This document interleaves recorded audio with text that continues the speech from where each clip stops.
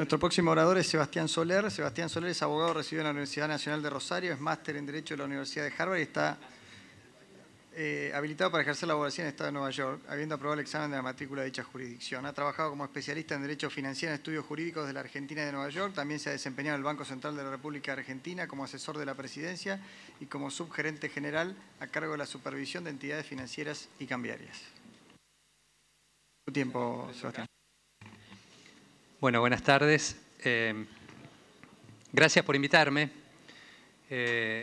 Y la manera en que voy a expresar ese agradecimiento y por respeto al tiempo tan valioso de todos y cada uno de ustedes es que voy a intentar reducir mi exposición. Además, por respeto a los expositores que vienen después, voy a tratar de reducir mi exposición a 3 puntos técnicos, digamos así, que me parece que pueden guardar interés no solamente para aquellos que, como yo, consideramos que el proyecto en general debería ser rechazado, sino creo que también para quienes de buena fe, genuinamente, han llegado a la conclusión que el proyecto es ventajoso, pero están dispuestos a mejorarlo. Los 3 puntos que voy a tocar son, primero, cuál es el plazo del que dispone este Congreso para concluir si aprueba, rechaza o modifica el proyecto. El segundo es el riesgo de los juicios y si hay algo que podamos hacer para mitigar ese riesgo. Y el tercero es la cuestión del compromiso asumido en algunos de los acuerdos alcanzados de pagar los honorarios legales de los fondos buitres. Ahora, por respeto también a mis propias convicciones, antes me voy a tomar 2 minutos, un párrafo, porque me parece que es una responsabilidad que uno no debe eludir para expresar lo que yo creo de este acuerdo en general.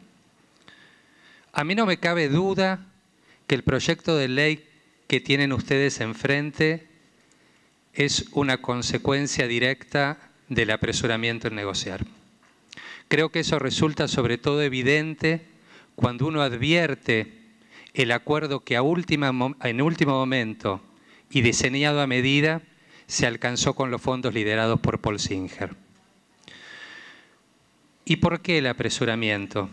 Si expreso en una palabra las razones, no es para enfatizar el pasado reciente, sino porque creo que esa descripción informa, ilustra, nos alerta acerca de lo que puede pasar en el futuro próximo y no en el futuro inmediato, en el futuro próximo. La razón del apresuramiento, a mí al menos me parece obvia, es el fracaso del Plan A. Y el Plan A era, no me cabe duda, aquella lluvia de inversiones que íbamos a recibir tan pronto asumiera el presidente Macri como producto del shock de confianza que lo iba a acompañar. Pero a 3 meses vista, pese a que hemos devaluado como hemos devaluado y seguimos devaluando, pese a que se han aumentado sideralmente las tasas de interés en pesos y las seguimos aumentando, y pese a que inmediatamente después de asumido el gobierno se liberaron casi por completo las restricciones que impedían el ingreso y salida de los capitales golondrina, tanto es así que hoy la promesa que se le hace a esos capitales golondrina es que cualquier dólar que traigan van a poder sacarlo de nuevo dentro de 4 meses. Pese a todo eso, no solo no llovió, sino que ni siquiera garuó. Y por lo tanto hoy necesitamos hacer, o por lo menos el gobierno piensa que necesita hacer lo que está haciendo.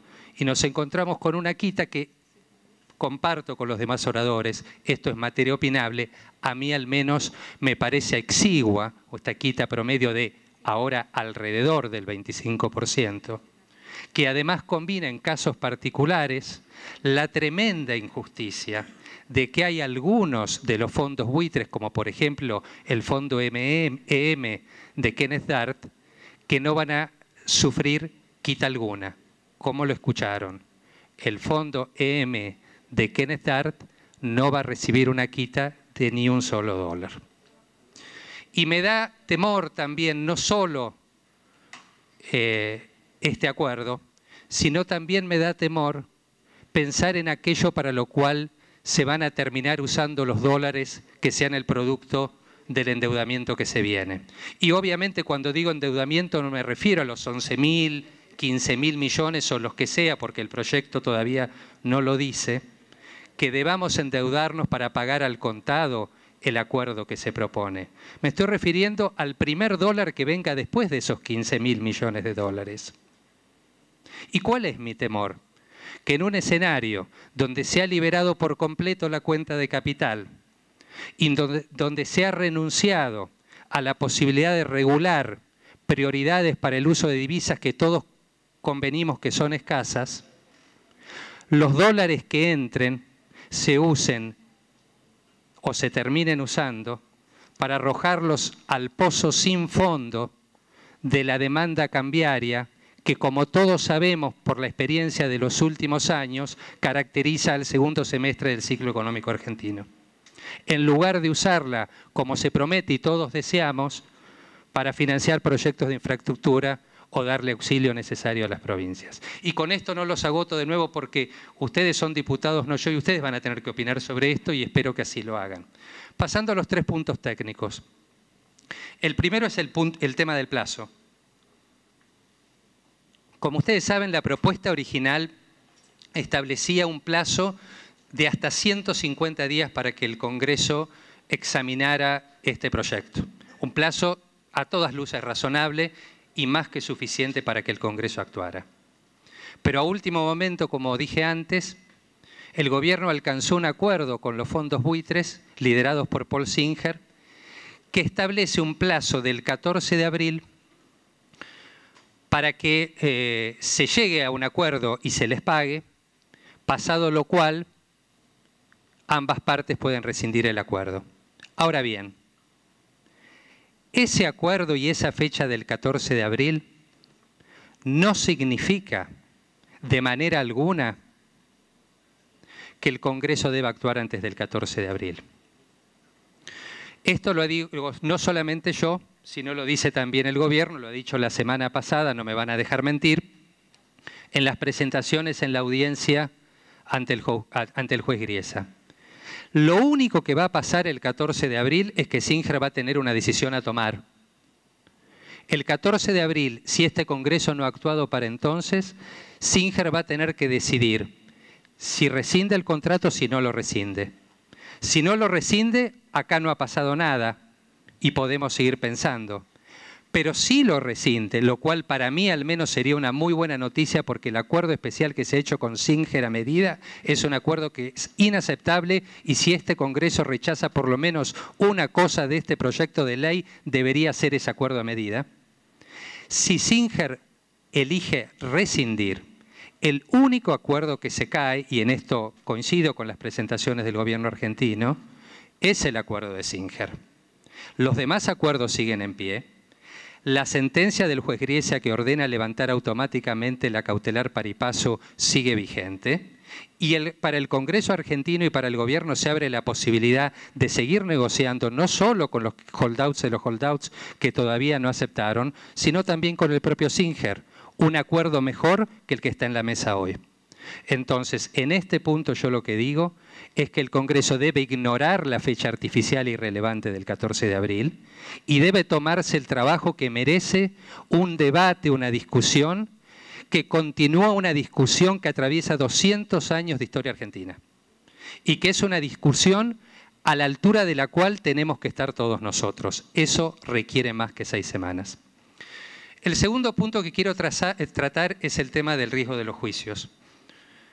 Para no extenderme demasiado, dejaré por sentado que todos entendemos perfectamente que, por supuesto, los juicios de aquellos holdouts que decidan no aceptar el acuerdo siguen en pie, lo ha admitido el Gobierno, lo ha dicho el juez Griesa, por supuesto ya sin el arma de la cautelar paripaso, pero todas con todas y cada una de las armas clásicas de las que dispone un acreedor que cuenta con una sentencia firme, inmodificable en la jurisdicción de Nueva York, incluyendo la posibilidad de intentar embargar bienes y recursos de la República Argentina que no estén protegidos por las leyes de una inmunidad soberana. Y si bien es cierto, como demuestra la experiencia de estos años, que la Argentina afortunadamente tiene una estructura de recursos y bienes en el exterior que le ha permitido defenderse exitosamente de esos intentos, eso no significa que esta situación no vaya a cambiar en el futuro y los juicios que tenemos, si no se resuelven, son para siempre. Hablemos de la Rufo. Se ha dicho correctamente, yo coincido, es mi opinión profesional, que la letra de la Rufo dice, y así ha ocurrido, que expira el 31 de diciembre del 2014. Ahora, esa conclusión técnica, es decir, es técnicamente improbable que una demanda que se base en la Rufo prospere, al menos en la justicia de Nueva York. Esa conclusión técnica tiene dos importantes notas al pie, que son prácticas, no técnicas. La primera nota al pie, yo creo que algún orador ya la ha resaltado, es que la justicia de Nueva York ha dejado de ser técnicamente previsible. Y por lo tanto, yo por lo menos no puedo aventurar cuán imaginativo va a ser el juez que se siente a reemplazar al juez que se jubila ahora, nuestro nuevo aliado Tomás Griesa.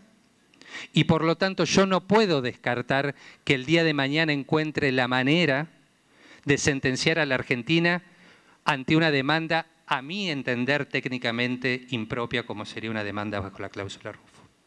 Pero hay una segunda nota al pie, que es que cuando yo digo que es técnicamente improbable que la demanda prospere, lo que estoy diciendo es que al final de un juicio que duraría años y luego de agotadas todas las apelaciones posibles, lo esperable es que la sentencia final, la sentencia definitiva, efectivamente rechace la demanda. Pero mientras tanto tenemos la contingencia. Mientras tanto tenemos una contingencia que por su volumen es tal que no me cabe duda, porque también lo demuestra la experiencia, le va a servir de excusa a cualquier banco de inversión o a cualquier calificadora para justificar prima de riesgo durante todo el tiempo que la contingencia esté y para exigirnos que a cambio hagamos toda suerte de ajustes. Entonces, ¿qué hacemos?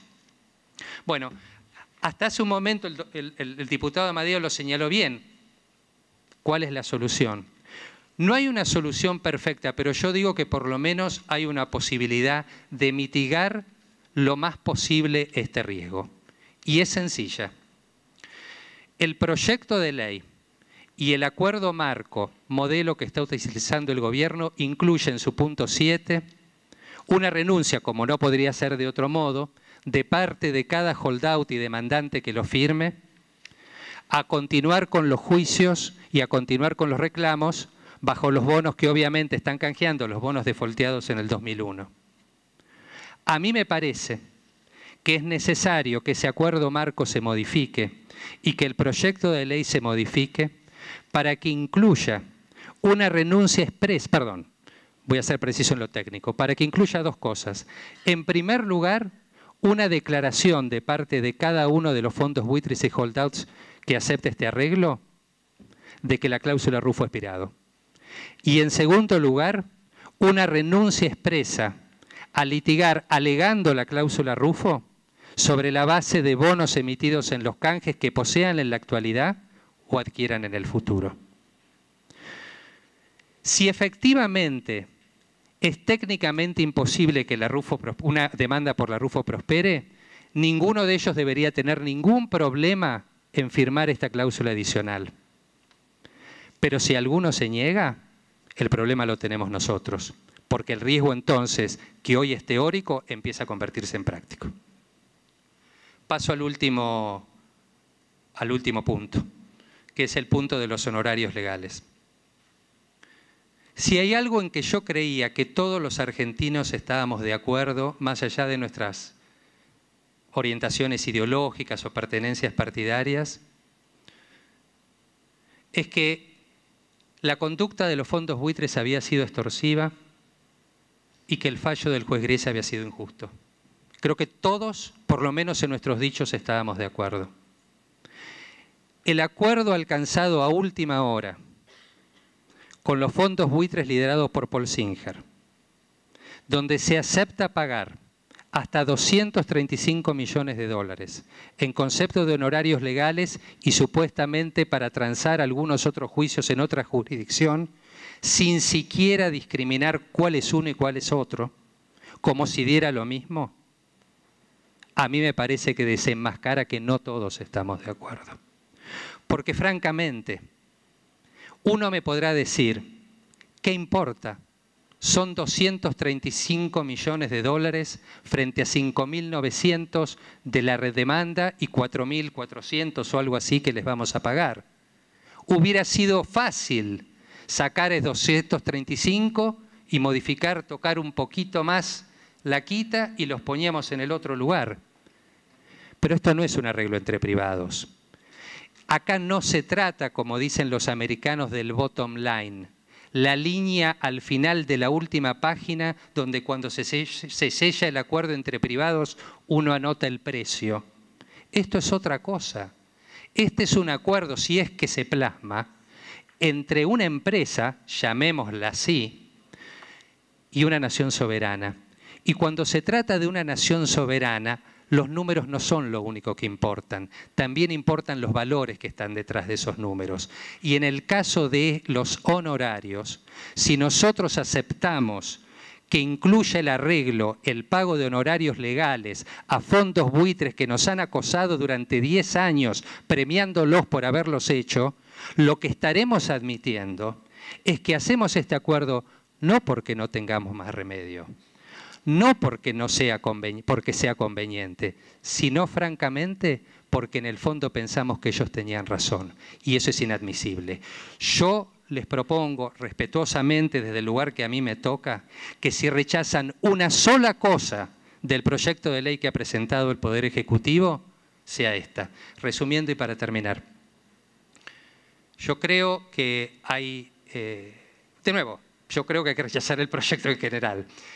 Pero hablándoles a aquellos que creen que el proyecto es desventajoso y que es hora de terminar de una vez por todas con la cuestión, creo que por lo menos estas 3 cosas tienen que atenderse. Primero, el plazo del 14 de abril no existe, creo que hasta el propio gobierno coincidiría conmigo en esto. Segundo, creo que es necesario modificar los acuerdos para protegernos un poco más del riesgo de la cláusula Rufo. Y tercero, por favor, no aceptemos pagarle los honorarios a los fondos buitres. Muchas gracias. Bueno, estamos perfecto el tiempo, así que vamos a pasar al siguiente orador. Muchas gracias.